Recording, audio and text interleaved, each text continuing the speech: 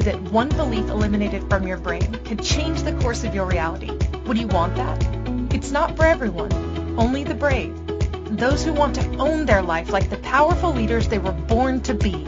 A pivotal moment can change everything. Now, here's the host of Crossroads to Awakening show, Wendy Paquette. Hello, everybody. Welcome to the Crossroads to Awakening show. I'm your host, Wendy Paquette. I'm a holographic mind reprogrammer, helping women who are stuck at a crossroads to their awakening access their truest selves and change the world from where they stand. Because I believe as a high-frequency human, you can see your life as a direct reflection in all of the programs that are etched into your brain, and they can be easily shifted and changed and completely altered based on what you're seeing in your reality. So when you see the truth for what it is, you'll have access to your true self and get to live in that space. So welcome to the show from wherever you are on the planet, wherever you bring your beautiful energy from. I welcome you to the Crossroads to Awakening. So today we have a super spectacular show. This is episode 6. I'm so happy to celebrate it.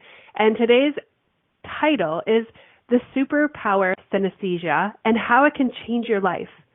Now, I have never heard of synesthesia before. I mean, I had never heard of it. I think perhaps back in 2014, I got introduced to an amazing coach who actually used this superpower in order to support me to awaken myself in business.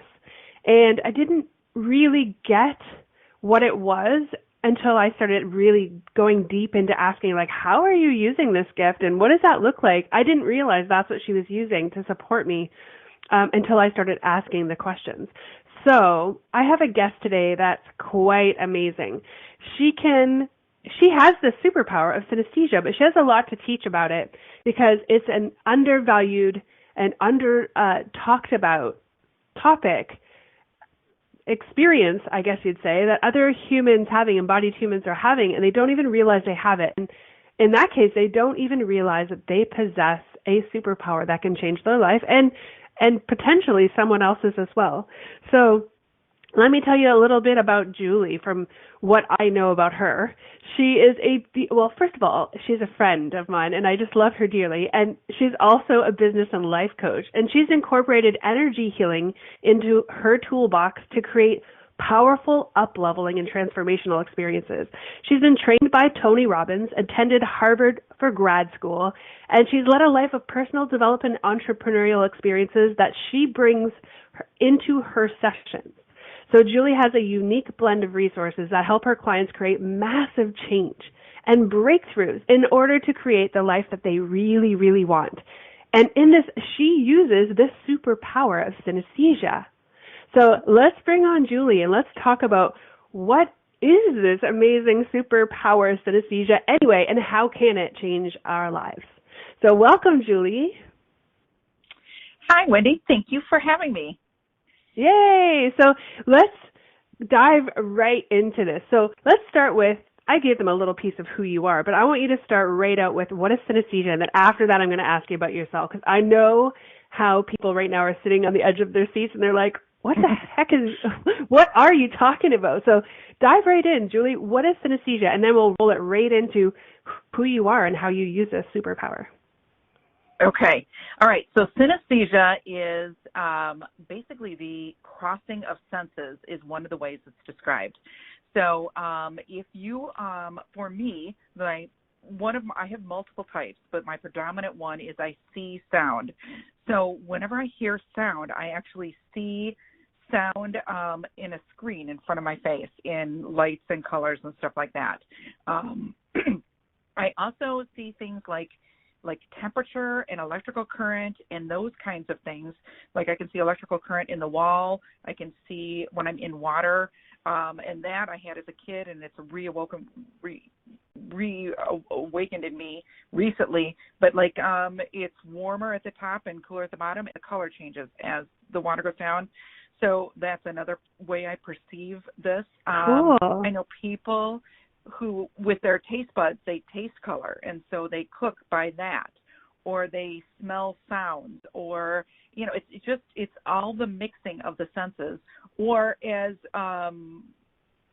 in my research, one person started to describe it as it's the perception with more than one sense of what is going on. So it's like the building of the senses. And what is interesting is it's also considered a learning disability. So for those of you who find this, like, it interfered in my life at times because I didn't quite know how to incorporate it in a really good way, you know. So I was diagnosed with a learning disability. And so the thing of it is, it's really a gift, and we can get into that more.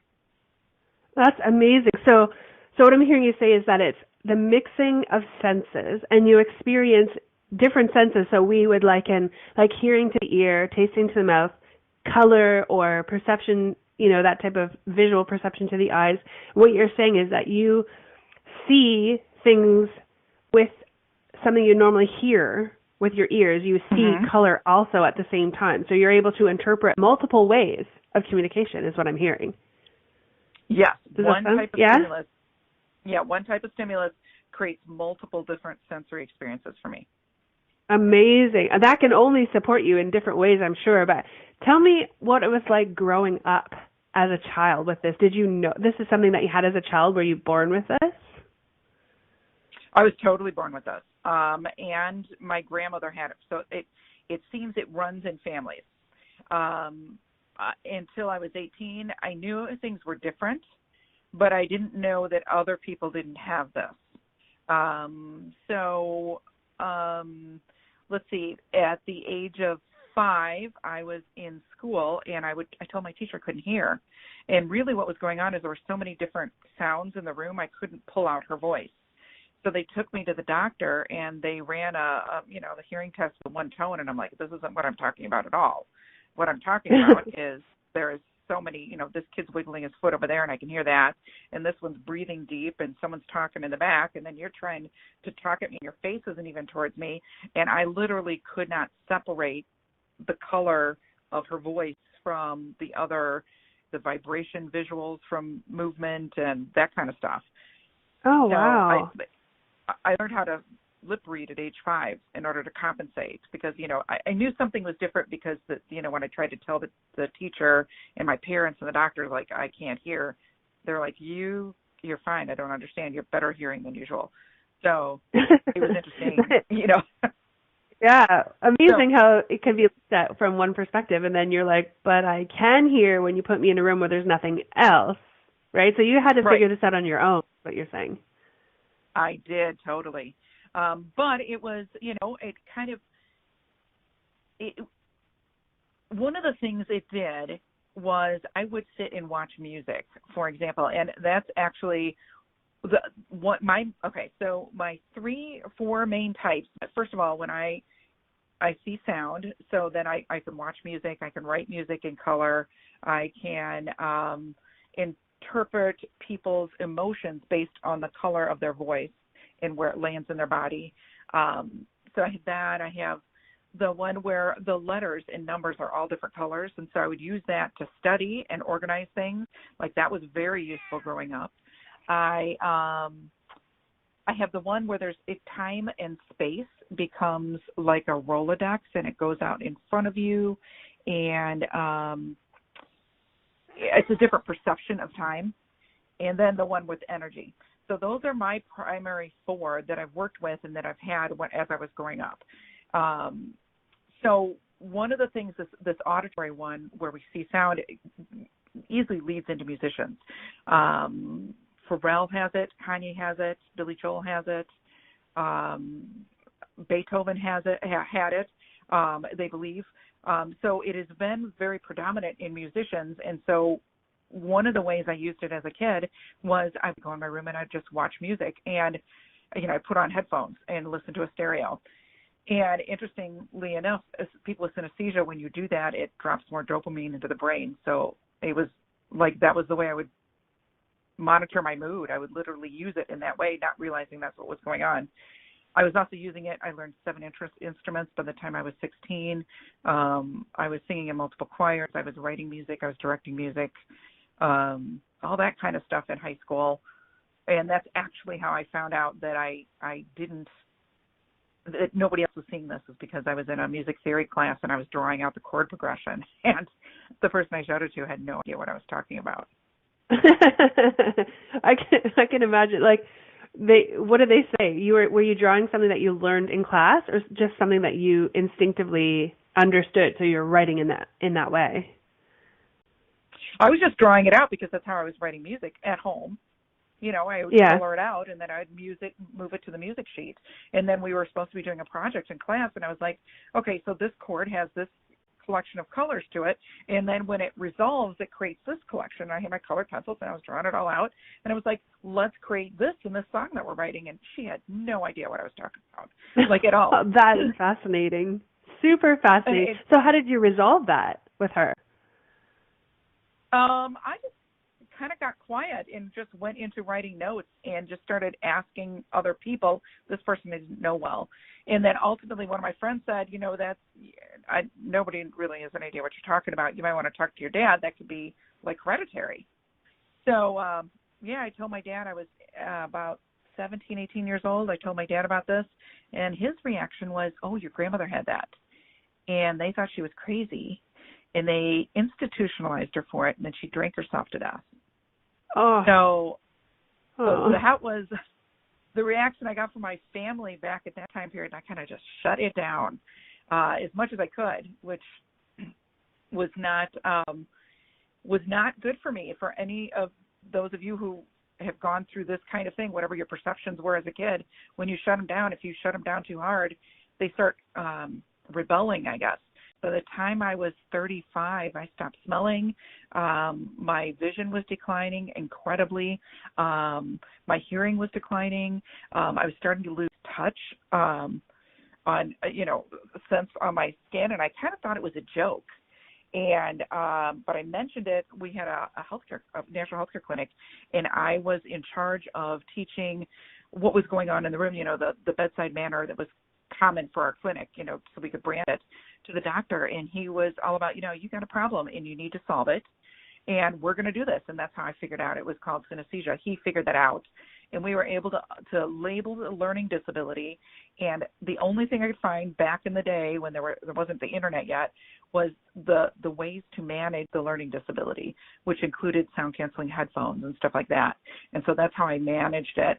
And it worked well. I was no longer blacking out when I was driving because there were too many noises and, things where it was negatively influencing my life.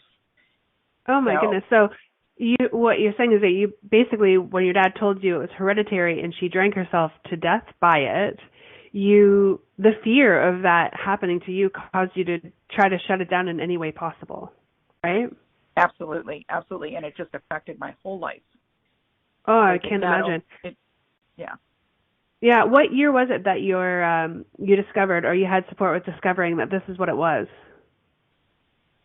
That was it recently? Only several. Yeah, it was recently. It was about 2 or 3 years ago. Oh my goodness! I had a coach who told me, it's like, what if this thing that you believe is your biggest problem, you believe you're broken, right? What if this is actually your superpower? And we went through this process of, like, you need to open up. You need to make the decision and get out from behind this wall. It is literally killing you. I'd been shaking at that point. I'd been trying to keep it under control again. And I had been shaking for about 3 months in a row, just trying to manage stuff because it was just too much. And she's like, you just need to make a decision. And you need to get out from behind that wall you've got yourself behind. And just let it go.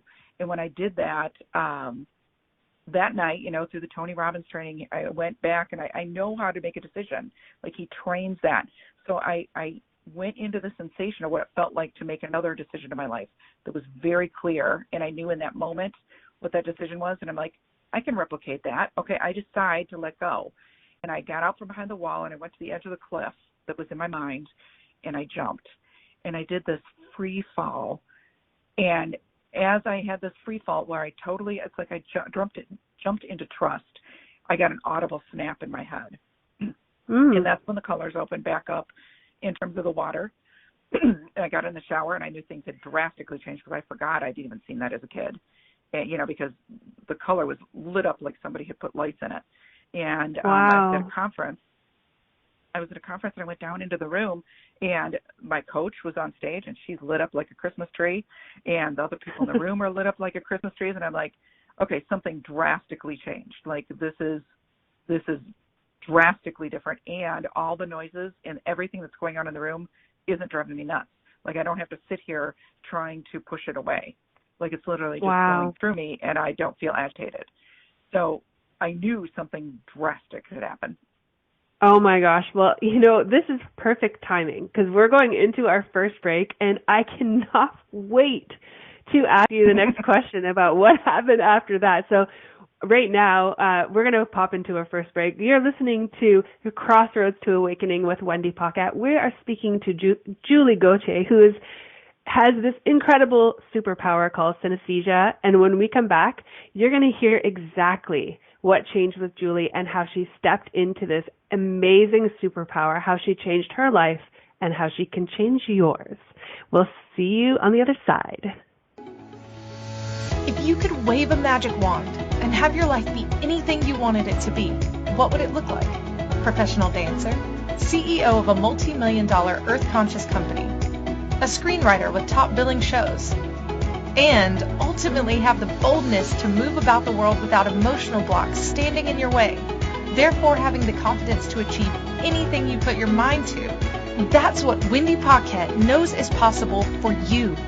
The first step is understanding why you don't believe it too, or why you do, and yet haven't created it. Put on your possibility goggles and join Wendy now, because you're at the Crossroads to Awakening.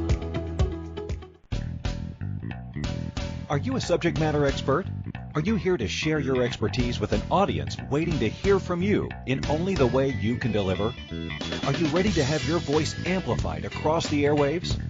Inspired Choices Network has a global radio platform streaming to millions of people across the world. Professionally produced and supported by an accomplished team every step of the way, you can broadcast from anywhere in the world, knowing your voice matters, and we ensure it is delivered with ease and efficiency. Eager to hear your message, the world awaits. Contact us today to become an Inspired Choices Network radio host.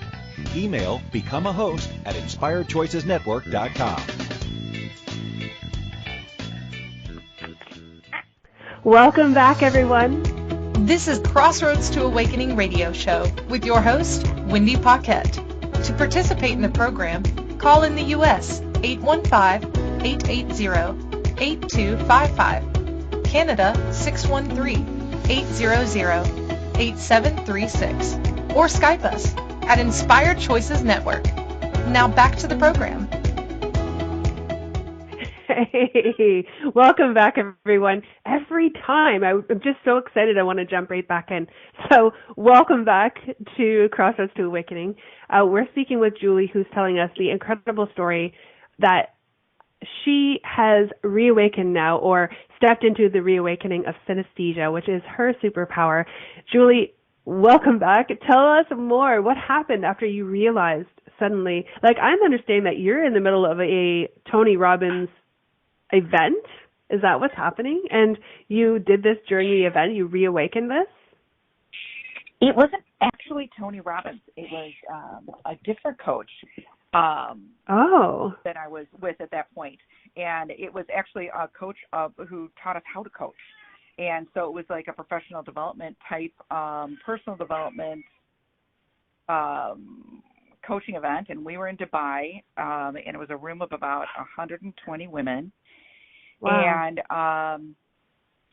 it was, what was fortunate was I knew I needed to start incorporating it into my coaching, but I didn't want to play around with it with my current clients, my paying clients. So I was able to go ahead and ask the women who were in the room, hey, can I play around with you? Can I practice this on you? And 62 of the women signed up to do a session with me and help me develop this in, I did 62 sessions in the next 6 to 8 weeks. It was incredible. Wow. And I totally figured out how I was already using it in my coaching and how to combine it with Reiki and actually make, significant changes in my clients while I was working with this. And I came up with a whole set of things that I can do to help my clients break through their limiting beliefs, remove the energy that is stalled in their body. When they talk to me and I actively listen and I incorporate the Reiki energy, I can see where energy is stalled in the body as dark spots. And then what I can use, like a variation of Reiki, to help remove that and get them free. And the other thing I noticed that day is everyone, specifically my coach, had this big ball in front of her that was like this coppery gold, sparkly egg. And as she was talking and working, she kept touching it and moving it and like manipulating the energy that was in that ball. And it seemed to be connected with her and with this energy, this huge amount of light coming out of the top of her head that was wide, like a peacock fantail over her head, which I now know is the connection with the divine. And she was wide open. I knew she was receiving, like she would talk about how, let me receive and see what I'm getting. So she was talking about that. But then she started doing that, and I could watch the energy with the ball and with the energy above her head and literally see what was going on. It was fascinating. So as I looked around it was mind-blowing because it took me a while to figure out what I was seeing too.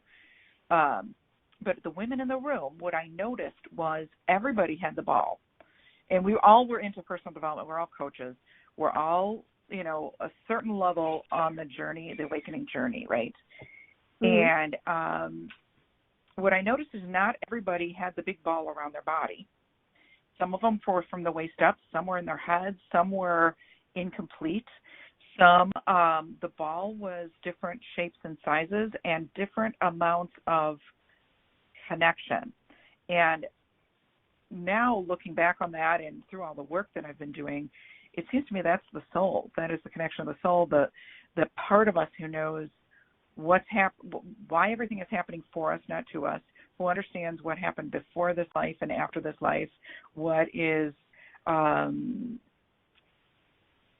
the guiding principle. If we get into that, all of the conditioning from our childhood, all of the things in this life that we have that have built up through traumas and training and all of this conditioning, pre-5 conditioning, she's the one who understands the whole meaning and the whole thing. We get into that place, and then we start getting the answers of what our gifts are and what we're supposed to be doing. And so through this process I developed, we just eliminate a lot of that stuff and just go right into that. We go right into the connecting with her. And oftentimes my clients, after the main first session, they'll go into that and they'll get this journaling session where they'll just bring in information from her, the questions that they have forever. All of a sudden they just know because the connection with her, the knowingness happens. Wow, that's incredible. Well, listen, we have a guest that is on the phone, I believe, and her name is Kim, and I want to see if she has a question. And let's see, what we can open up about what's going on with Kim. Kim, are you there? I am. Hi.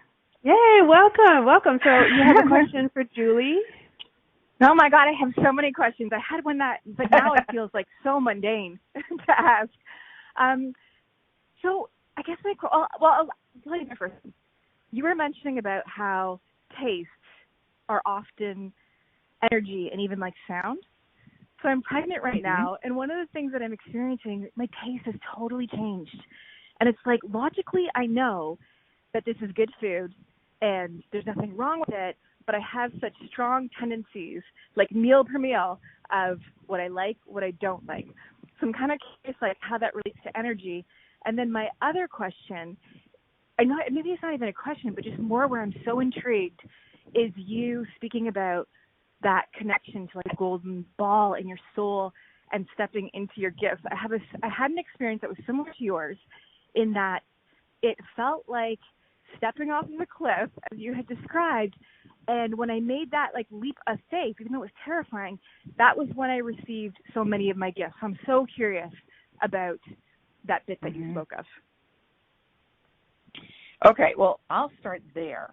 That bit, it seems, when I stepped off that cliff, it's like before that, it was like I was holding on to a pier.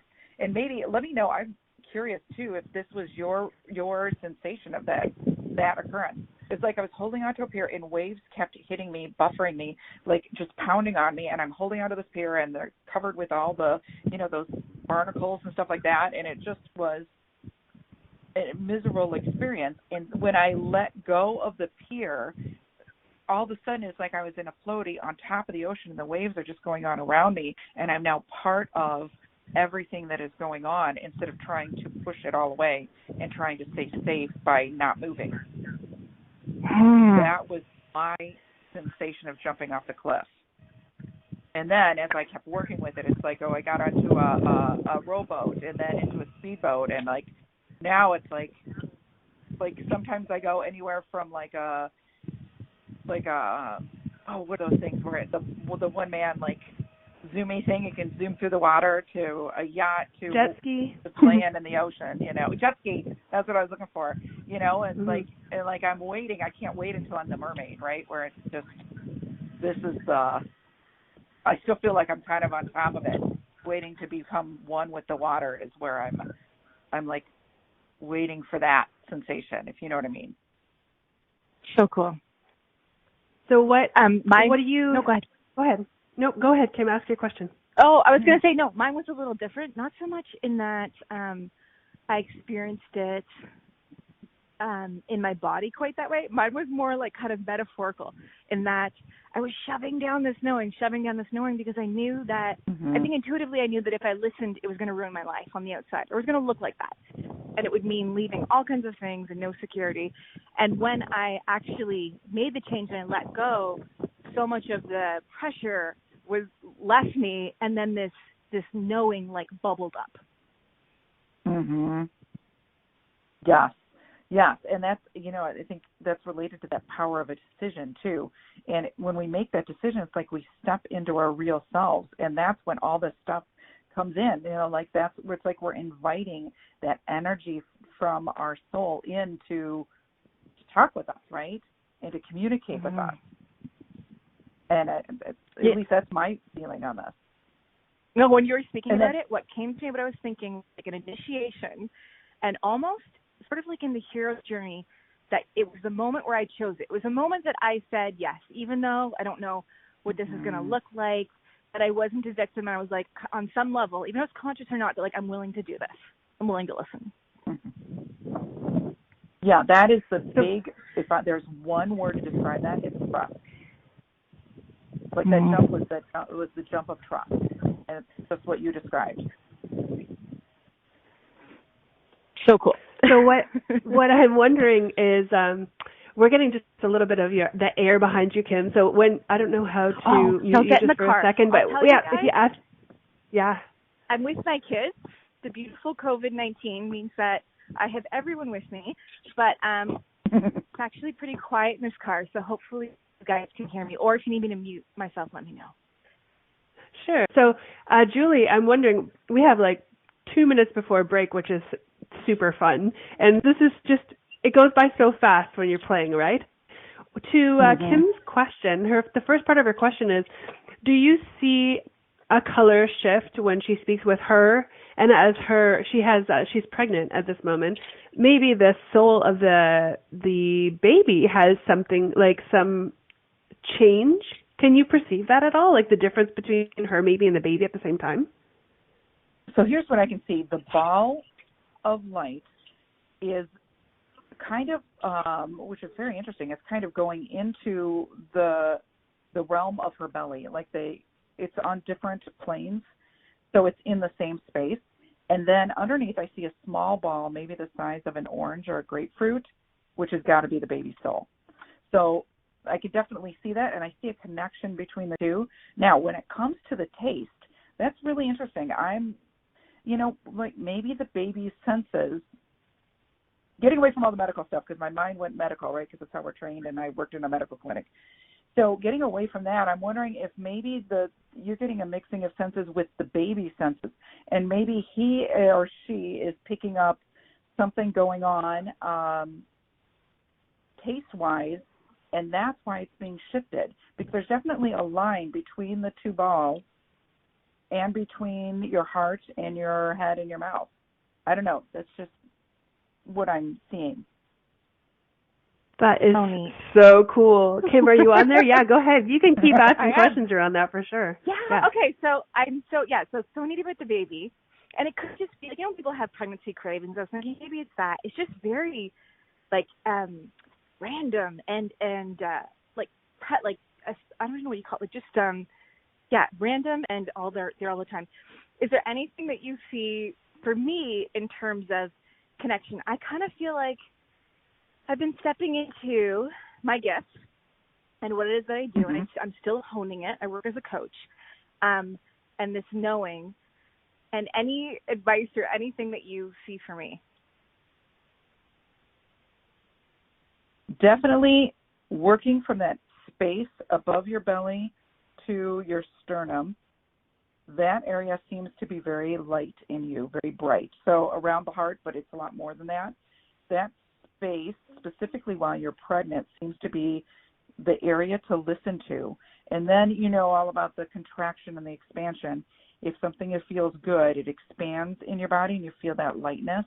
And then if it contracts, that's a negative. It seems like that area would speak to you a lot. I'm just so fascinated with the whole baby and how the baby is actively involved in what's going on in your life. Sorry.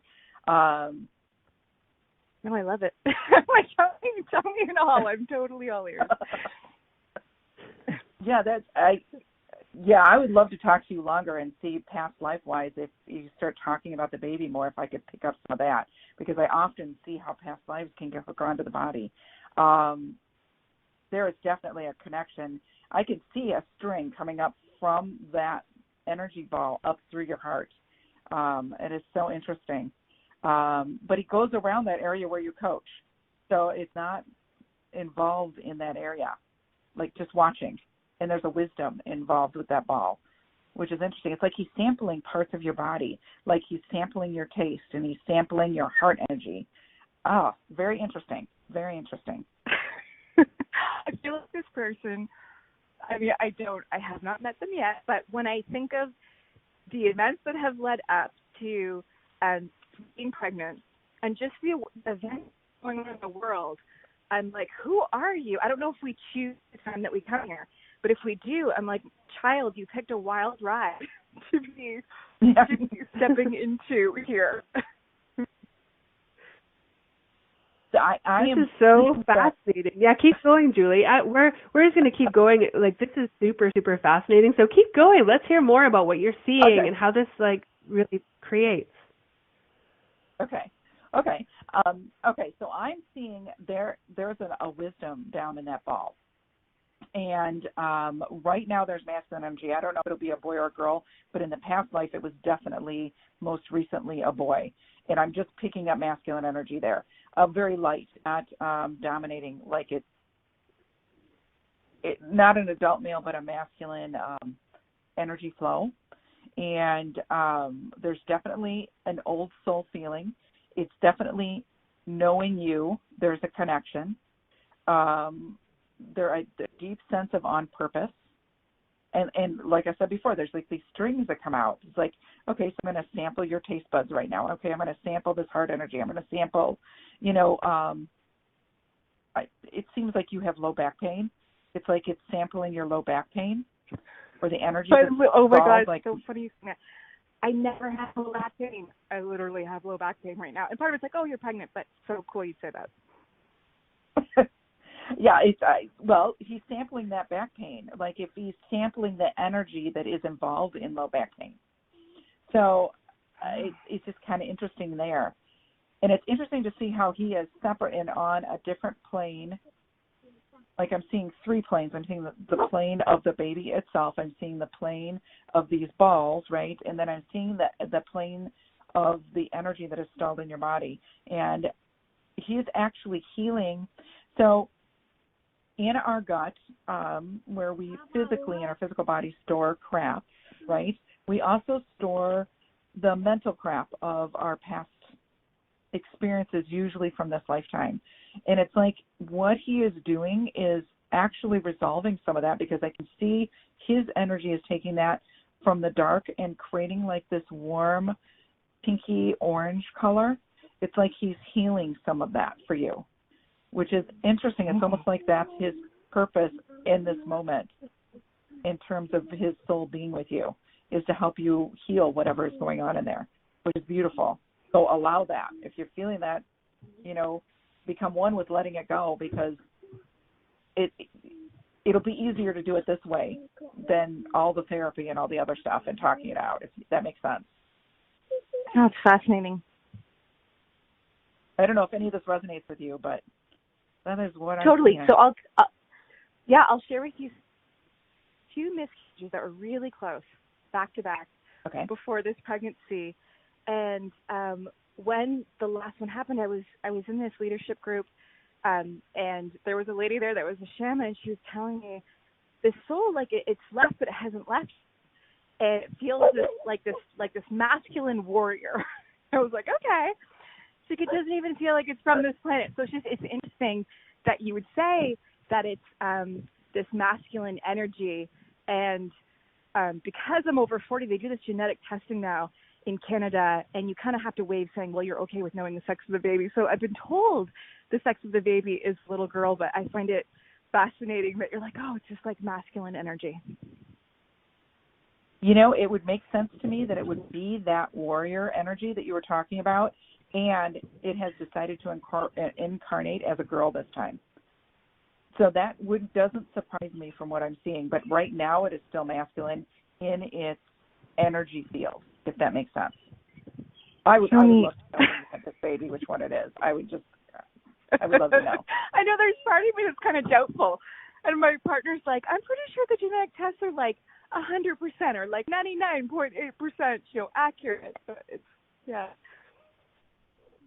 But ladies, what's really cool about what you're both speaking of, how many women, powerful women, do you know that carry a beautiful, strong, masculine energy? Yet they're gorgeous women in this reality. Like their expression physically is of a female nature. So it wouldn't surprise me, Kim, having a high masculine energy, a warrior energy, coming into this reality as a female, like ready to run the world, kind of thing. Like how awesome! Oh yeah. I don't want to project onto this child, because who knows who it will be. But that is the sense that I get, that it's kind of like, look out. Awesome.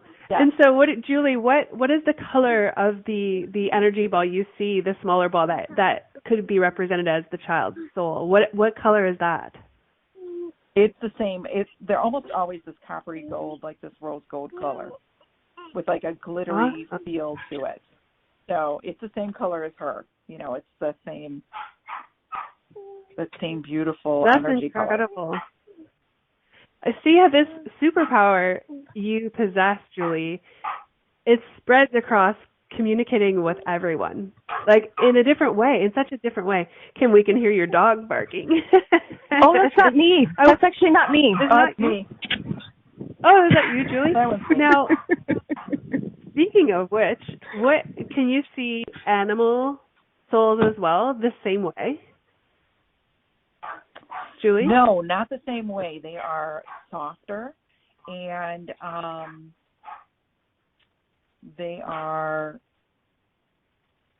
it's like I've done Reiki to animals, and so they're softer. It's not as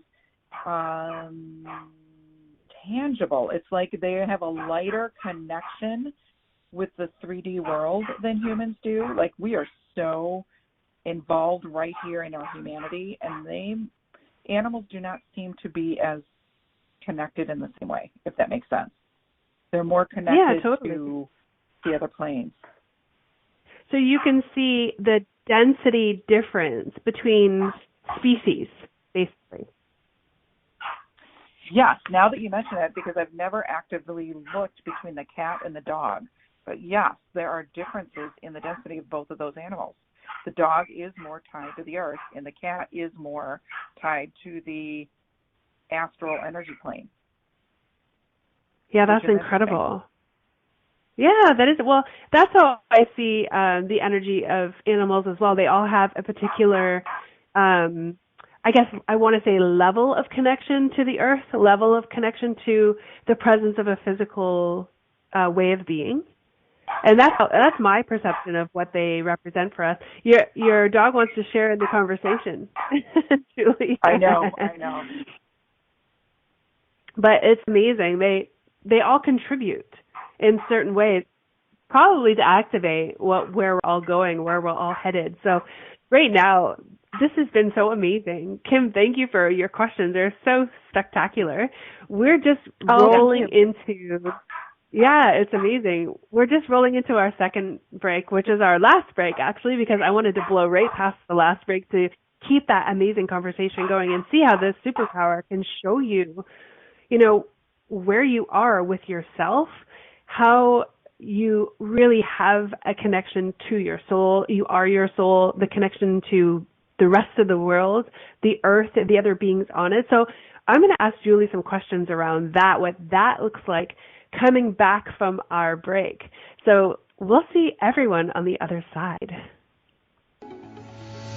If you could wave a magic wand and have your life be anything you wanted it to be, what would it look like? Professional dancer, CEO of a multi-million-dollar earth-conscious company, a screenwriter with top billing shows, and ultimately have the boldness to move about the world without emotional blocks standing in your way, therefore having the confidence to achieve anything you put your mind to. That's what Wendy Paquette knows is possible for you. The first step is understanding why you don't believe it too, or why you do, and yet haven't created it. Put on your possibility goggles and join Wendy now, because you're at the Crossroads to Awakening. This is Crossroads to Awakening radio show with your host, Wendy Paquette. To participate in the program, call in the U.S. 815-880-8255, Canada 613-800-8736, or Skype us at Inspired Choices Network. Now back to the program.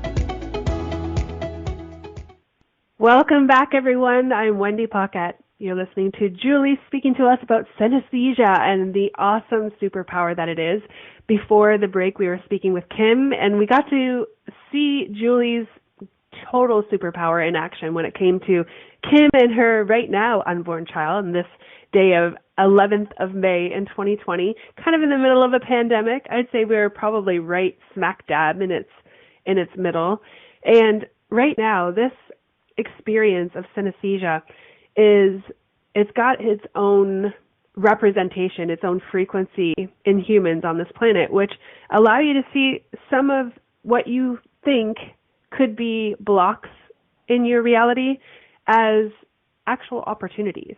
Perhaps there's things that we're looking at that just don't seem to fit. And if we just shifted our perspective just slightly, maybe we can see it as a gateway to something new or a gateway to a new possibility.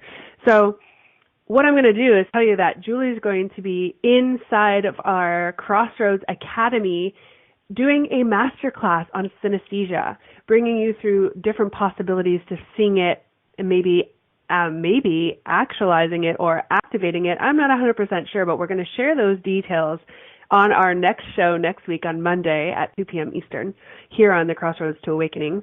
But you can see Julie in action. You can connect with her inside of the Crossroads Academy. If you go to wendypaquette.com, on the top bar it says the Crossroads Academy.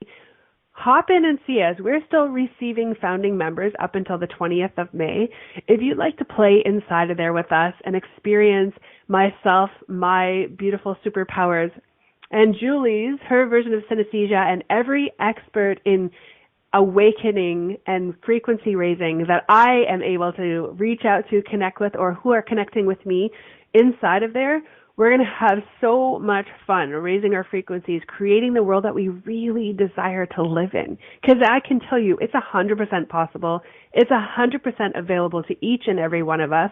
There isn't anything that can be in the way. There's so much opportunity to shift your perspective and stand in the space where the reality you are living is the one that you truly see for yourself. That changes the way our world looks. It changes our education systems. It changes the way we treat the planet and how we live on it as an entity that shares it. We are nature. Nature is us. This whole holographic world is a reflection of who we be in this moment in time. And if there isn't anything that's working in your perspective, my invitation to you is reach out to me. Reach out. Let's have a conversation about what that could look like and how that can change, because I can see it differently. And so I will 100% hold you in the space where you can see it differently as well. So let's jump back in with Juli. Let's talk about what's next with synesthesia. Like, where do you see it being possible where we could take this possibility? Like, have you ever even had a conversation with someone where you can see them open up to this possibility or open up to this superpower? Have you had conversations with anyone yet around this? I have had lots of conversations with people who were pushing away gifts and perceptions that they did not understand what they were, and so therefore they kind of pushed them away. And I wanted to add to what you were saying. It is what we create. It is the limits that we put on this. We are told we only have 5 senses, and we are told what those 5 senses do. And so it's, in my experience, especially as I've been developing this in the last few years, I can take this anywhere I can imagine. If I start exploring something, it's like, oh, well, it just happened now. I've never actively looked at animals and their connection to the astral plane. Like, you brought that up, and as soon as you said, it's like, oh, wow, yes, I can use this to see that as well. And we're the ones who are limiting what we can see. I know for a fact everyone can connect to the divine. I know for a fact because I've seen it. I know that everyone can move from their head to their heart and into that soul energy and connect with that connection. It is harder for some than others. Some do not want to, and that's the biggest thing holding them back. But I know that can happen because I can see it, right? Yeah, I love that you said that. You just pinpointed a key thing that I know for sure, and this runs across I liken every single solitary opportunity on this planet. If you're not willing to be or see or experience the change that you're after, that you can see in your head, you will not experience it. It's that simple. It's like a law that you put on yourself. Like, you can tell everyone, you can give everyone lip service and say, yes, I'd like my life to change, and it's not. And you can have the opportunity to address yourself in that moment and go, am I really willing and ready to accept change, to step into it, be that change? Or am I just saying that because that's what everybody's saying, and that's what I think I should say, and therefore I'm not really wanting change. I want to see change out there, but I don't want to be the change. And that is the absolute key to everything. If you are unwilling, then you will get exactly what you're after, nothing. So if you're willing, sometimes that's the magical key to get you through the doorway. So what I'm experiencing with your superpower, Juli, is that it's possible if it's possible for you to possess it and someone else to imagine it, it is possible for them to experience it. That's my interpretation. So I'm inviting you into the academy inside of there to let's explore that with people. What could that look like? And is it possible that they already have access to it and just haven't even realized what it looks like or what it feels like or what it tastes like? Because unless we ask the question, just like I asked you about experiencing animals or even babies for that matter, or unborn babies, it's possible that just by merely asking certain questions, we can evoke that superpower into others. That's my experience. So I don't know about you, Juli, but I'm certainly going to hold the space for that and bring you into it to experience with others what's truly possible. Maybe you can see where people are blocked with synesthesia. They don't realize that they have this superpower and they're just not letting it in. Maybe they didn't even realize that they have it already, and maybe we can explore that further. What do you think? Absolutely. I know I see where the blocks are. I know I can help people remove them if they're ready. And I know I can get you in touch with the queen. And part of getting in touch with the queen is sensing things on a new level. And so in that process of sensing, whatever is easy for you to bring in, which is probably limitations, your beliefs and your limitations, in experiencing these sensations in a new way and gathering multiple layers to one particular stimulus and just experiencing it that way. Yeah, that'll be really, really fun. So let's invite people in, like, come in and play with us. Inside the Academy, Julie, what we're creating is a space where everyone can come into a safe community, experience a regular meditation so that they can open up their awarenesses to other things, other perceptions, raise their frequencies so they have access to consciousness beyond what they even imagined possible. We're having social coffees. Like, I have an awakened coffee with Wendy on Wednesdays, which is really fun. We just have open conversation about whatever pops up in the group, whatever they're thinking about.